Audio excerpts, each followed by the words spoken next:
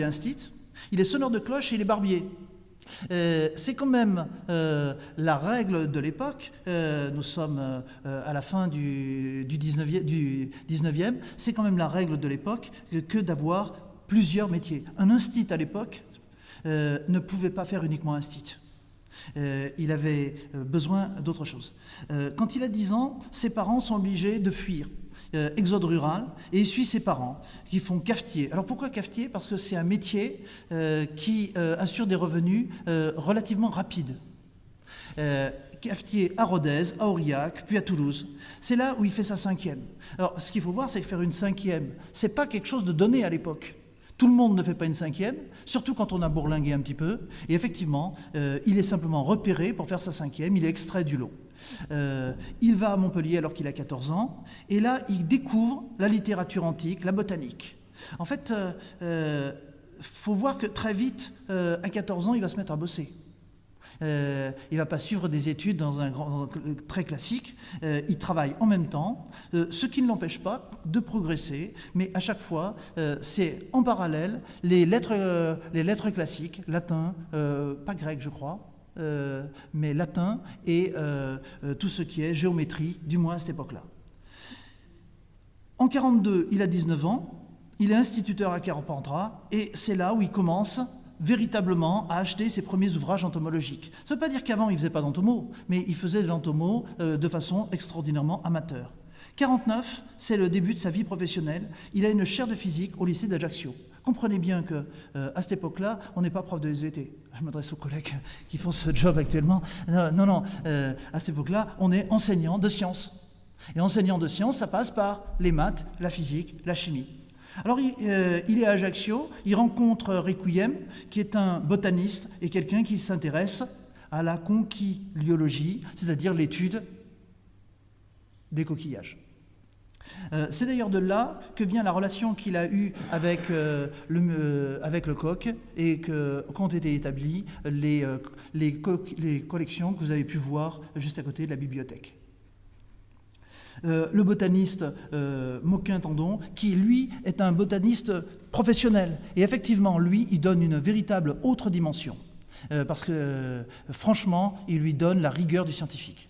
En 1953, il est enfin nommé au lycée d'Avignon. Pourquoi? Parce que Ajaccio, on dit que c'est une belle ville, mais en fait, il commençait à avoir de gros problèmes respiratoires avec les miasmes de l'époque. On voit tout de suite la Corse, nous, la belle Corse bleue. Non, c'était la Corse des marais et la Corse de la brune du matin. Donc, il faut se retirer de l'idée la belle côte bleue. Donc, il est parti de là-bas relativement content pour aller à Avignon. Par contre, pas de prof d'histoire naturelle, bien sûr, il ne faut pas rêver, pas sitôt. Oui. Comment? Oui. Oh, pardon. C'est vrai, tu as raison. 1853, merci. Donc, il fait prof de physique-chimie, c'est-à-dire que, globalement, il multiplie son salaire par 2 en allant à Avignon. À cette époque-là, d'un point de vue enseignement, on est payé en fonction de l'endroit où on travaille. Et effectivement, passer de collège à lycée, passer de tel type de lycée à tel type de lycée, ça change tout d'un point de vue rétribution. Surtout quand on commence à accumuler une famille relativement nombreuse. Bon, et c'est là où il commence à vraiment rédiger les souvenirs entomologiques, le bouquin que beaucoup d'entre nous avons en tête. En 1966, toujours à Avignon, il a 43 ans, 1866. C'est à cette époque-là où il a accumulé tous les diplômes possibles et imaginables. À partir de quand il avait 30 ans, il a passé plusieurs licences de physique, de maths, les agrégations, de lettres et de sciences, et un doctorat. Un doctorat qui n'est pas en entomologie, hein, faut pas rêver. Il devient conservateur du musée d'histoire naturelle d'Avignon, quelques années, ça marche pas très bien. Comme tous les scientifiques de l'époque, il pense tout de suite appliquer. Et donc lui, il s'est polarisé sur la garance. Vous savez, ce colorant rouge, très utilisé à l'époque. Et donc, il travaille des centaines, peut-être même des milliers d'heures sur la garance, il extrait le colorant, tout ça c'est bien, mais il a un gros coup de malchance. Parce que lui, il fait ça pour vivre. C'est que le baron Liebig, qui a inventé autre chose que les bouillons cubes, qui était quand même un gros chimiste, le baron Liebig, il a inventé la technique chimique pour extraire les colorants rouges. Bilan de l'opération, notre pauvre Fabre avec son colorant, il n'en fait rien, quoi. Alors par contre, sur le plan scientifique, on lui donne quand même le prix Thor de l'Académie des sciences. Et il est nommé officier d'instruction publique par le ministre Victor Duruy.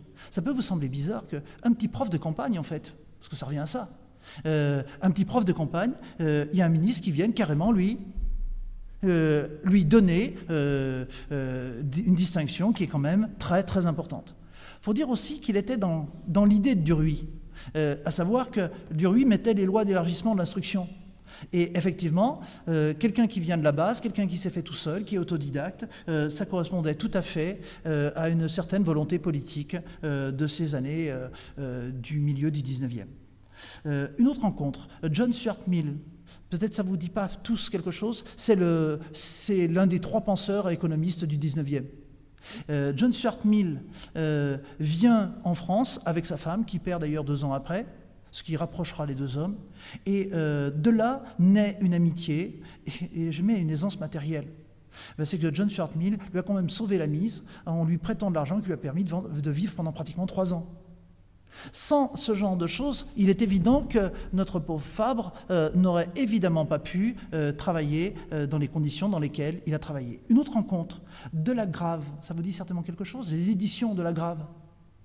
Bon, ça vient de Charles, qui en fait est un éditeur parisien et qui se prend d'amitié et de respect pour cet autodidacte et qui s'aperçoit qu'il est capable de parler dans toutes les directions. Qu'il est capable de faire le lien entre la physique, la chimie, l'histoire et tous les domaines culturels. Et il se dit, ce gars-là, il me le faut absolument pour faire des bouquins. Songez que dans ces années-là, les bouquins scolaires n'étaient absolument pas faits par des spécialistes. Enfin, ils n'étaient pas faits par des spécialistes de la pédagogie. Ils étaient donnés aux scientifiques de l'époque, qui faisaient des bouquins qu'utilisaient directement les élèves. Donc tous les scientifiques de haut niveau de l'époque qui se lançaient dans ce genre d'aventure de l'édition étaient automatiquement de grands vulgarisateurs, je préférais le terme, de médiatisateurs. Oh là, c'est pas mot pour moi. Ils font de la médiatisation de la science. Voilà. Donc, ils publient des trucs. Alors, ici, c'est les premiers souvenirs entomologiques. Un truc sur les petites filles. Au jour d'aujourd'hui, ça ferait sourire. Ici, un manuel de morale scolaire. En fait, il a quand même publié une bonne 50aine de bouquins. J'appelle ça, c'est des livres scolaires alimentaires. C'est ce qui lui permet de vivre, si bien qu'au bout de 15 ans, 17 ans, je ne me rappelle plus, il n'a plus besoin d'être enseignant et il devient entomologue, éditeur. Ça a un énorme avantage, c'est que ça lui permet de travailler quand il veut, comme il veut. Ça change tout. Fort de ses revenus de l'édition, il abandonne l'enseignement, il se consacre à l'entomo.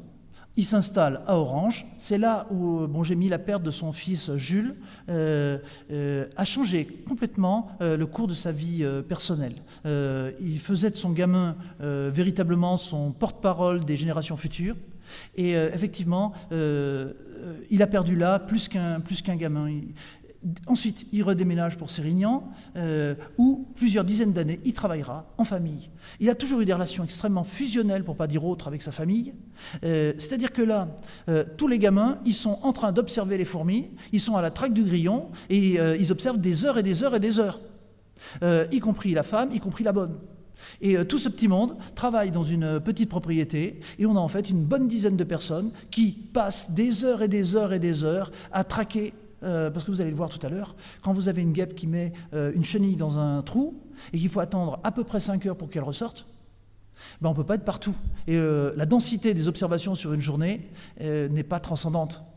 En fait, en 2-3 observations, donc ça vaut le coup de brancher un gamin pour savoir à quel rythme sont apportées les bestioles.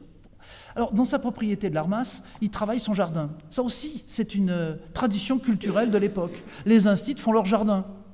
Il l'aménage, il observe et il rédige en intensif ses souvenirs entomologiques. Pourquoi je vous parle de son jardin ? Parce qu'en fait, dès le début, il a considéré son jardin comme étant une zone d'expérimentation. Il précise les travaux d'observation de Réaumur. Réaumur, c'était quand même le type qui l'a quand même beaucoup marqué. Et il se spécialise quand même un peu sur les coléoptères et les insectes sociaux. En fait, c'est pas qu'il s'est spécialisé là-dessus véritablement, c'est qu'il a été observé les bestioles qui vivaient dans cet endroit. Et donc, il a très peu travaillé sur les libellules parce qu'il n'y avait pas beaucoup d'eau. Il a très peu travaillé sur certains groupes parce qu'il n'y en avait pas. Autre rencontre, ça c'est amusant. Un jour, Pasteur vient le voir et vient lui demander, en tant qu'entomologue, des renseignements. Il y a deux choses qui ne passent pas avec Pasteur. D'abord, Pasteur, il demande à aller à la cave. Et il faut quand même voir ce qu'était, malgré son statut. En gros, il avait 10 litres de vin à la cave. Et il vivait avec très très peu d'avance. Et Pasteur qui arrive, grand bourgeois, qui arrive en terrain conquis, c'est très très mal passé avec lui qui est quelqu'un de la base. Et effectivement, le courant n'est pas passé et ils n'ont jamais rien fait ensemble. Deuxième chose, Pasteur, il tirait un argent colossal, lui, de sa recherche, parce qu'il avait pignon sur rue en tant qu'universitaire. Et effectivement, il avait eu le contrat du siècle sur le ver à soie, c'est-à-dire lutter contre les maladies du ver à soie. Et quand Fabre a vu Pasteur débarquer, lui donner des leçons sur, je dirais, tous les effets négatifs des bactéries et autres, sans connaître un traître mot, même du cycle de développement du ver à soie, il faut reconnaître que ça l'a fait un peu sourire au début, et très rapidement ça l'a énervé, parce que vous avez vu sa tête, c'est pas un marrant toujours. Donc, au bout d'un moment, c'est vrai que ça ne s'est pas très bien passé. Avec Darwin, c'était très différent. Parce que Darwin, d'emblée, l'a traité d'observateur inimitable. C'est-à-dire qu'il a reconnu dans Fabre une logique, une précision, une concision dans tout ce qu'il a fait. Et évidemment, Fabre, ça ne pouvait que lui faire plaisir. Par contre, Fabre reste fixiste. Alors j'ai essayé d'aller regarder un petit peu en bibliographie, donc je vous résume quelques dizaines d'heures de lecture en 2 phrases. Est-ce que Fabre était fixiste au fond? En fait, c'était qui l'entomologiste de l'époque? C'était Lamarck. Or, Lamarck, il a travaillé sur quoi? Lamarck, il s'est fait piquer la place du muséum. La bonne place, c'est la place des vertébrés. La mauvaise place, c'est la place des invertébrés. Lamarck, n'étant pas bien coté parce que c'était un mauvais coucheur et qu'il avait des opinions particulières, a eu la chair des invertébrés. Donc il a travaillé sur les invertébrés. Donc Fabre, lui, ne connaissait pas tellement le monde des mammifères, de la mammalogie et des oiseaux. Donc il connaît par contre très bien les 1000 pages de l'histoire naturelle que Lamarck a inscrit et que Lamarck a inscrit sur les insectes. Or, Lamarck, je ne vous apprends rien, Lamarck, il a une vision de l'évolution qui n'est pas celle de Darwin. Donc voilà les référents culturels de Fabre. Après, Fabre fixiste, en fait, il ne s'est jamais intéressé véritablement à la question, simplement parce que ces échelles d'observation n'étaient pas les échelles temporelles de l'évolution. Et puis il n'était pas là pour expliquer, lui il était là pour constater, observer. Donc, effectivement, c'est un fixisme, mais un fixisme d'opportunité, ce n'était pas un fixisme intellectuel. Alors, qu'est-ce qu'il a apporté, Fabre? Dans le petit bouquin L'histoire d'entomologie, c'est très ingrat. Il lui consacre une demi-page sur 270 et un tout petit résumé à la fin. Ça semble scandaleux. Mais en fait, il faut regarder qui a écrit le petit précis, c'est Jacques d'Aguilar. Jacques d'Aguilar, c'est le pape des systématiciens. Donc évidemment, un type comme Fabre, dans un bouquin sur l'entomologie, résume surtout le fait qu'il y a toujours eu une guéguerre entre qui et qui, les systématiciens, ceux qui font de la classification, et ceux qui font de l'étude du comportement. Bilan de l'opération. Notre Lamarck n'a pas eu une grande aura dans le monde scientifique parce que ce qu'il faisait, c'était considéré comme c'était pas de la science. Alors Bergson, c'est vraiment un admirateur de Fabre et c'est lui qui va donner une base physiologique à la notion d'instinct. J'y reviens tout à l'heure. Mais l'œuvre de Fabre, elle a quand même donné lieu à des travaux. Von Frisch, c'est la communication chez l'abeille et des choses comme ça. Donc il y a quand même Dorst, vous allez voir. Il y a tout. Donc, par contre, on peut quand même considérer que Fabre, c'est la naissance française de l'éthologie. Le premier éthologue de France, c'est pas parce que c'est un gars qui travaille sur les insectes, mais c'est quand même globalement Jean-Henri Fabre, du moins dans le contexte français. Place en écologie. Fabre a beaucoup travaillé sur son jardin, je vous disais tout à l'heure, et il a beaucoup travaillé à appliquer les connaissances scientifiques qu'il avait. Et en toute honnêteté, la branche que l'on appelle l'ingénierie écologique, qui consiste la lutte biologique et tous ces aspects-là, lui avait déjà en prémisse tout un tas de ces choses-là. C'est aussi un des précurseurs de l'écophysiologie. Quand il note, qu'il va sur le terrain, il note la température, il note l'exposition, il note tout un tas de choses, c'est-à-dire la relation entre les espèces d'insectes et les conditions climatiques de terrain, les conditions aussi botaniques de terrain. N'oubliez pas qu'il est tout autant botaniste qu'entomologue ou entomologiste. Fabre écrivain, Fabre poète. Fabre n'a pas du tout écrit que des souvenirs entomologiques. Il a écrit tout un tas de bouquins sur l'agriculture, sur la gestion du jardin, sur tout un tas de gestion physique du milieu, des choses qui n'ont absolument rien à voir avec son domaine d'entomologue. Poète. Bon, j'ai regardé, je ne suis pas complètement emballé par ses qualités poétiques, mais par contre, il y a quand même pas mal de choses. Poète, compositeur, il a beaucoup travaillé avec un certain nombre de peintres, beaucoup travaillé avec un certain nombre de compositeurs qui parlaient les différentes langues du sud-est de la France. 1903, il rencontre le petit Jean Rostand. Je ne sais pas si ça vous dit quelque chose, Jean Rostand. Jean, Edmond, etc. Jean Rostand, à 10 ans, il commence à lire ses souvenirs entomologiques. Mais qu'est-ce qu'il fait? Il lui envoie une lettre. Et que fait Fabre? Il lui répond, il commence à faire une correspondance. C'est notable parce que c'est plus toujours courant, ça, de voir des gamins qui écrivent à des scientifiques. Et c'est quand même à l'origine de tout le fond de pensée de Jean Rostand, et même du fond philosophique de Jean Rostand, qui très souvent, dans tout un tas d'écrits, se référera. Donc en fait, quand on regarde l'influence de Fabre sur Rostand, puis sur Monod et sur d'autres, on s'aperçoit qu'il n'en reste rien en apparence, mais en lame de fond, il y a quand même beaucoup de choses. Donc il commence une correspondance avec lui, et d'ailleurs, c'est hélas Jean Rostand qui fera un petit peu son oraison funèbre par la suite. Les oppositions, est-ce que tout le monde était d'accord? Non. Alors, sur le plan éducatif, lorsqu'il était enseignant, franchement, il était relativement atypique, déjà par son allure, le fait d'enseigner avec un chapeau, dans tout un tas de mimiques, il y avait tout un tas de choses qui, il faut être honnête, qui ne passaient pas trop. En termes de caractère, un inspecteur qui vient le voir et qui lui dit des choses qui ne lui plaisent pas, se fait éconduire. Avec les termes pas toujours et par ailleurs, il a inventé l'école Freinet avant l'école Freinet. Et effectivement, il n'hésitait pas à sortir les gamins et à aller sur le terrain.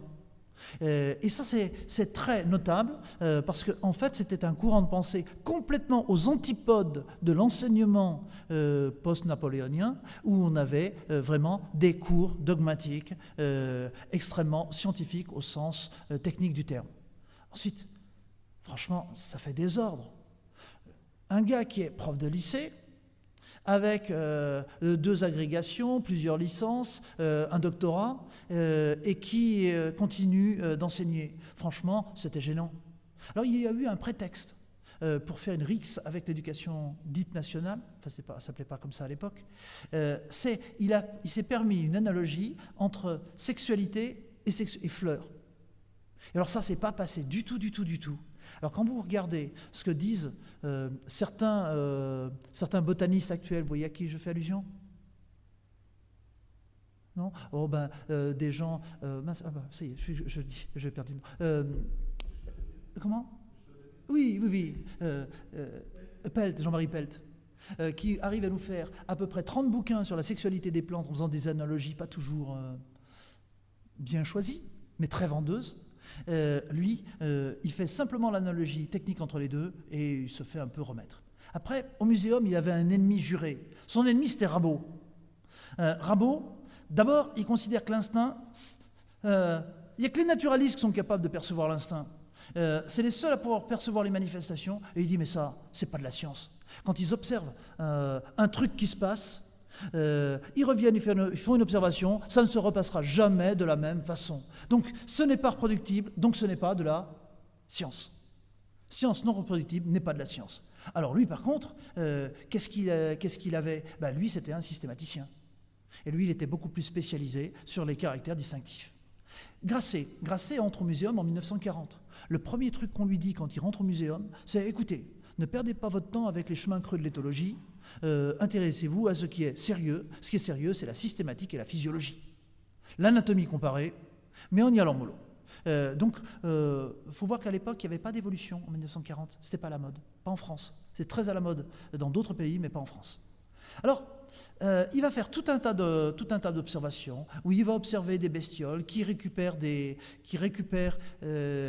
chenilles, qui les mettent dans un trou, qui pondent dedans, qui les paralysent. Et puis, ce qui est intéressant, c'est que lui, ce dont il s'aperçoit, c'est que le sphex, c'est la bestiole, vous voyez, la petite bestiole noire et rouge, vous arrivez à la voir à peu près? Vous la devinez?